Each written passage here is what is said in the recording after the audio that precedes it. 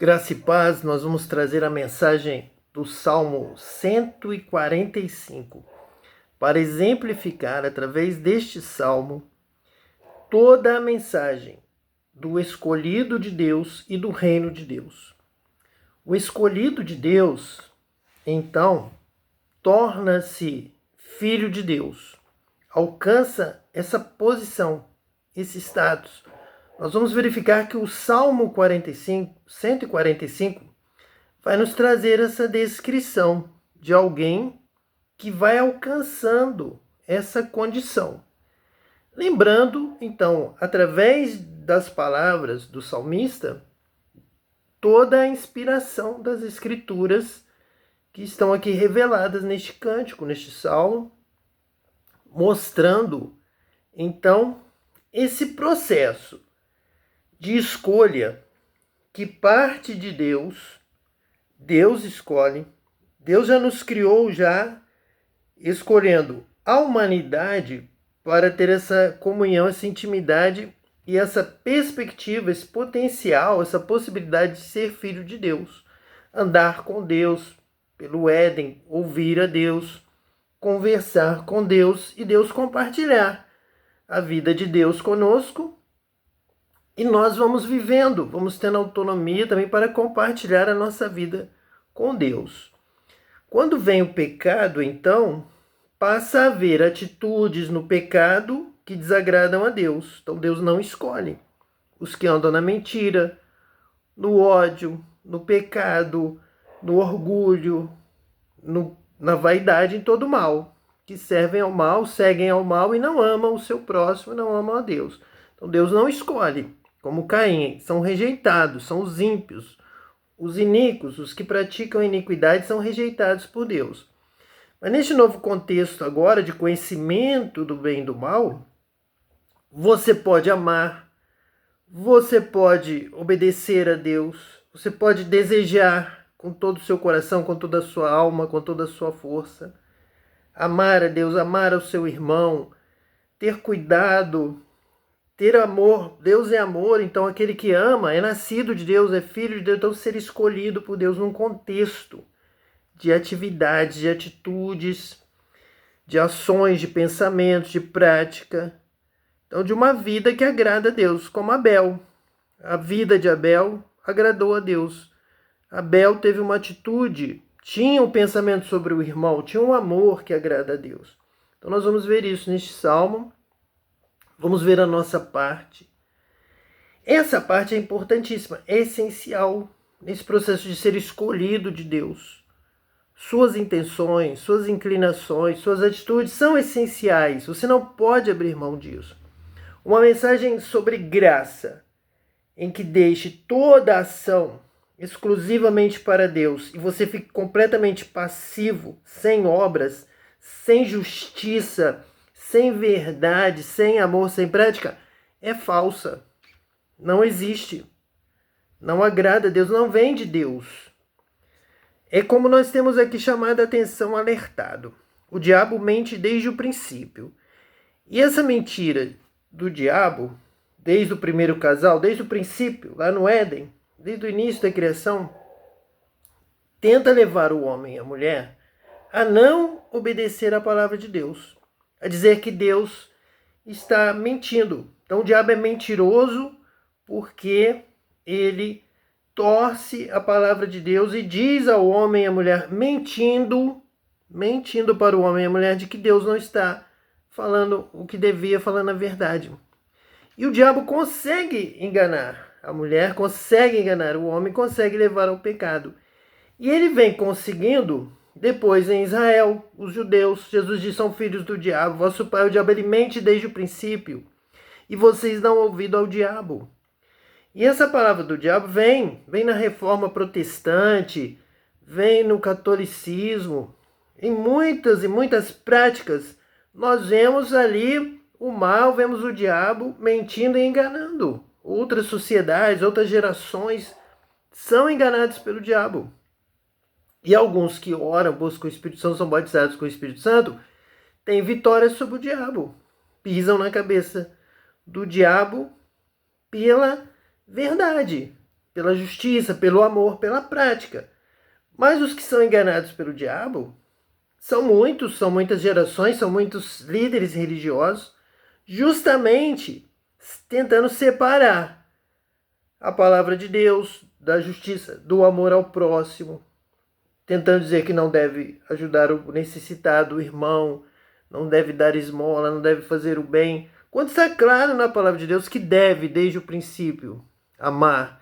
Então o diabo, desde o princípio, mente dizendo que não precisa amar, que não precisa de obras, que não precisa de prática. Sendo que Deus está deixando claro, desde o princípio, que ele escolhe por obras. Quem pecar, quem realizar a obra do pecado, quem for enganado e praticar o mal, e fizer o mal para o seu irmão, para o seu próximo, ou desobedecer a Deus, este não é escolhido. É o que pratica iniquidade, será condenado. E muitos serão condenados porque estão vivendo em uma denominação, em uma doutrina, em uma religião enganada pelo diabo, como Jesus está sempre nos alertando. Então este salmo vai esclarecer para você uma vida que agrada a Deus, que depende de você, depende da sua prática. Deus falou isso com Caim. Falou, Caim, o pecado jaz à porta, cabe a você dominá-lo. O diabo vai lançar a mentira, cabe a você repreender o diabo, dar ouvido à palavra de Deus, compreender, entender e praticar, e viver por ela. Você será julgado pelas suas obras. Todos vão comparecer perante Deus e as suas obras vão te acompanhar. Você se dedicou no estudo? Você se dedicou na prática do estudo, do que você aprendeu na justiça? Você amou? Você fez alguma coisa pelo seu irmão? Você entendeu a mensagem do amor de Deus, que Deus é amor? Importa que nós também nos amemos uns aos outros e venhamos aprender a amar, que é o processo da escolha, é o amor, o principal. Jesus venceu porque nos amou até o fim, foi obediente até a morte, morte de cruz. Você entendeu isso? Crer em Jesus é obedecer a Jesus, é andar nos passos de Jesus, é crer na vida de Jesus, no ensino de Jesus. Você tem que viver e praticar, porque dizer que somente crê, até o diabo crê e treme, e anda na mentira. Você pode levantar a mão, ir à frente de uma denominação, ter o nome no livro do rol de membros e não obedecer a Jesus e ir para o inferno. Dizer, Senhor, Senhor, em teu nome, dei oferta, dei dízimo, fiz tantas coisas, expulsei demônios, orei, mas praticou iniquidade, não amou o seu próximo, você foi mau, você foi negligente, você foi covarde, você maltratou o seu irmão, você não o ajudou, você não pensou nele, você foi igual Caim, você foi um assassino. Quem não ama o seu irmão é um assassino. E o assassino não tem a vida eterna em si. Não adianta ter o nome no livro. É um engano. Porque Deus acompanha, Deus tem um juízo, uma justiça, uma balança, onde todos os seus atos estão sendo pesados, estão sendo colocados para que você seja realmente julgado pela justiça de Deus, pela verdade. Então, quem odeia o seu irmão, quem tem o bem material e não ajuda o seu irmão na sua necessidade, é assassino. Não tem a vida eterna. Não importa, sua denominação é antiga, é bonita, tem história, mas não te salva. Se você não aprende a amar, se você não anda nos passos de Jesus, você não está salvo. Não importa se seja evangélica, protestante, carismática, pentecostal, o que for. Não importa. Não importa. Se você não ama, você não agrada a Deus. Você não é um escolhido de Deus. Você ainda não conhece a Deus. Você vive no mal, vive no pecado, vive na iniquidade. Vai dizer, Senhor, Senhor, mas eu fui todos os domingos ao culto. Eu ia terça-feira, eu ia domingo de manhã, eu ia domingo à noite, eu tomava chuva. Não importa, não vai te salvar. Agora você vai reivindicar uma salvação por obras, por sacrifícios, você que sempre pregou contra, você que disse que é pela graça, agora vai dizer, Senhor, Senhor, eu fiz, por isso eu mereço ser salvo. O que você devia fazer é andar nos caminhos de Jesus. Aí sim a graça da vida de Jesus, do amor. É pelo amor. A graça é uma esmola, a graça é um favor imerecido. A graça é uma coisa que você tem que seu irmão não tem. Então você tem que andar na graça. Ter a graça de Deus derramada na sua vida, ter o amor de Deus, a bondade, a misericórdia pelo seu irmão, pelo seu próximo. Se você não aprendeu isso, não importa quantas vezes você foi ao culto da sua denominação, pode trazer relatório, testemunho que te viram lá, mas você não foi salvo, você não nasceu de novo. Importa-vos nascer de novo, nascer da água e do Espírito e ser guiado pelo Espírito de Deus. Aqueles que são guiados pelo Espírito de Deus, estes são filhos de Deus. Então, no Salmo 145, nós temos assim: eu te exaltarei, meu Deus e meu Rei, bendirei o teu nome para todo o sempre. Obra. Eu te exaltarei, meu Deus e meu Rei, bendirei o teu nome para todo sempre. Amor. Tem que haver louvor, adoração, adorar a Deus em espírito e em verdade. Então ele começa dizendo que essa escolha, ele está ali por ser um escolhido de Deus para o adorar, para estar com Deus, para falar com Deus. Mas veja que já é uma adoração profunda, quando ele diz que bendirei o teu nome para todo o sempre. Tem eternidade, tem vida, tem força. Amar a Deus com todo o teu entendimento, com toda a tua força, com toda a tua mente. Então esse procedimento da escolha é para algo bastante envolvente, bastante forte, para amar de todo o coração. Não é qualquer coisa. Não é um pouquinho para Deus.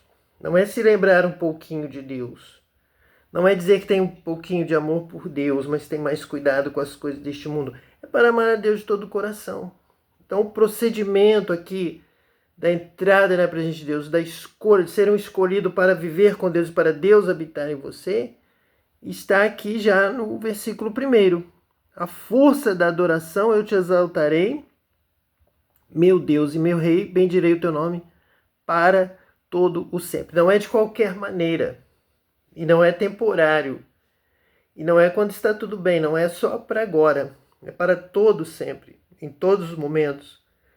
Tem que tocar no coração de Deus, tem que ter força, tem que ter uma busca de todo o coração. Aquele que busca a Deus com toda a sua alma, com todo o seu coração, com toda a sua força. Esse o encontra.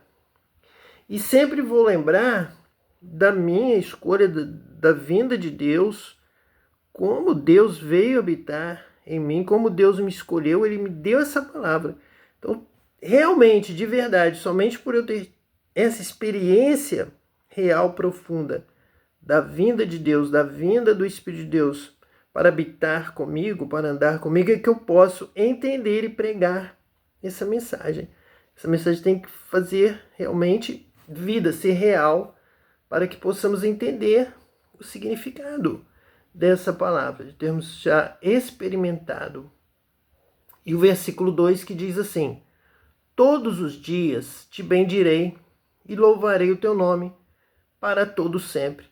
Eu posso dizer, menos do que isso não é escolhido, se não são todos os dias.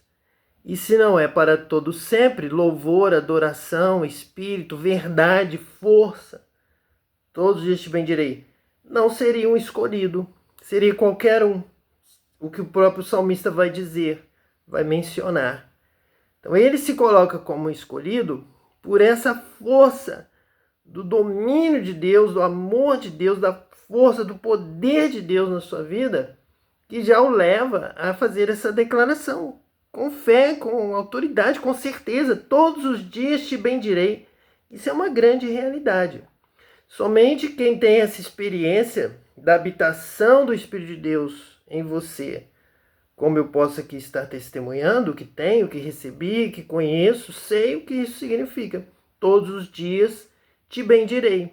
essa habitação do Espírito que nos dá essa força para dizer isso. Por isso nós temos aí tantas denominações que não fazem diferença, que não têm autoridade, que não louvam a Deus, que não adoram a Deus em espírito e em verdade, que fazem a obra de Deus relaxadamente. Por quê? Causando divisão porque não tem o Espírito, porque não tem esse poder, não tem essa experiência do todos os dias te bendirei e louvarei o teu nome para todo sempre. Eu sei disso, eu conheço isso. É o Espírito de Deus que fala isso. Então que Deus te abençoe. Vamos continuar este estudo. Que Deus te abençoe hoje e eternamente em nome de Jesus, o Messias. Amém.